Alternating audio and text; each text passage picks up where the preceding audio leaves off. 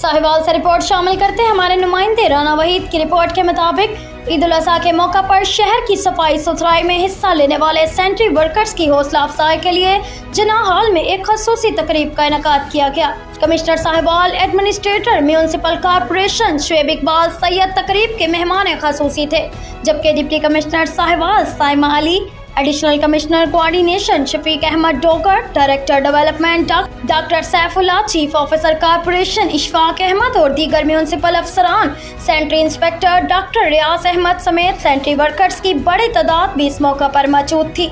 Commissioner Shoaib Iqbal Syed ने ईद के तीनों रोज शहर में सफाई यकीनी बनाने पर स्टाफ को जबरदस्त अल्फाज में खराज तहसीन पेश किया और कहा कि इज्जत अल्लाह ताला के हाथ है, जिसने हर मुश्किल वक्त में हमारी मदद की।